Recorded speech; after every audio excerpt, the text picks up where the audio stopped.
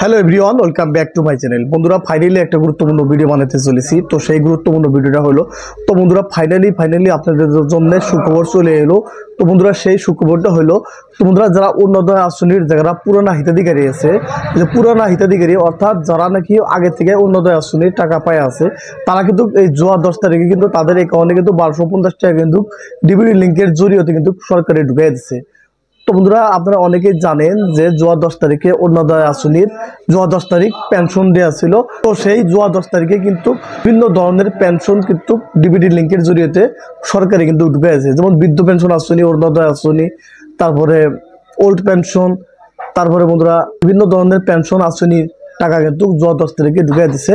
তার সাথে অরুণোদয় আসনির পুরানা হিতাধিকারীর 1250 টাকা কিন্তু অলরেডি সরকারে ঢুকাই দিচ্ছে। অরুণোদয় আসনির পুরানা হিতাধিকারীর অ্যাকাউন্টে 10 তারিখে টাকা ঢুকাই দিচ্ছে। এখন কথা হলো, নতুন যেগুলা অরুণোদয় আসনির মানে আবেদন করলো, তো সেই আবেদনের নতুন আবেদনের টাকাগুলা কতদিন পরে ঢুকবো।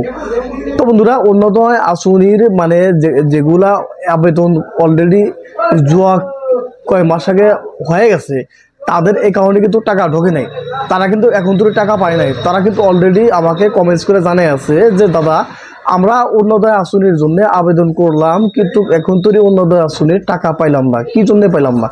তো বন্ধুরা, আমি আপনাদেরকে বলছি যে অরুণোদয় আসনির ফার্স্ট স্টেপের কাম যেটা আছে সেটা কিন্তু অলরেডি ক্লিয়ার হয়েছে।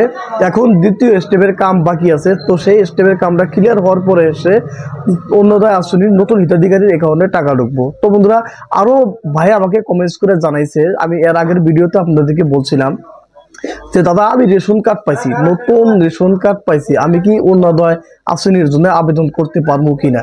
তো বন্ধুরা, এই ভাইয়ে আমাকে এইভাবে কমেন্টস করে জানাইছে।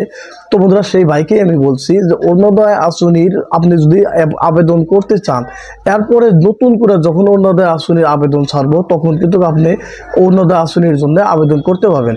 তো অরুণোদয় আসনির আবেদন করার জন্য আপনাদেরকে লাগবে রেশন কার্ড, রেশন কার্ডের সাথে আধার কার্ড, তার সাথে প্যান কার্ড, আর তার সাথে ব্যাংকের পাসবুক, এই ধরনের বিভিন্ন ধরনের ডকুমেন্টস লাগবে।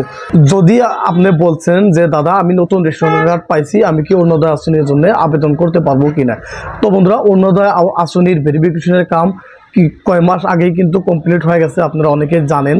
তো নতুন করে কিন্তু অরুণোদয় আসনির বর্তমান কিন্তু আবেদন হবো না।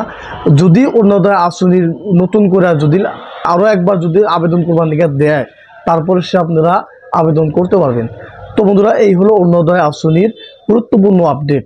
তো বন্ধুরা, অরুণোদয় আসনি সম্পর্কে আরো কিছু জানা থাকলে আপনারা আমাকে কমেন্টসে জানাবেন। যদি অরুণোদয় আসনির আবেদন করতে চান, তাহলে রেশন কার্ড আপনাদের থাকতে লাগবে। তো বন্ধুরা, এই হলো অরুণোদয় আসনির গুরুত্বপূর্ণ আপডেট। যদি ভিডিওটা ভালো লাগে, চ্যানেলটাকে সাবস্ক্রাইব করবেন, লাইক করবেন, শেয়ার করবেন। ধন্যবাদ ফ্রেন্ডস।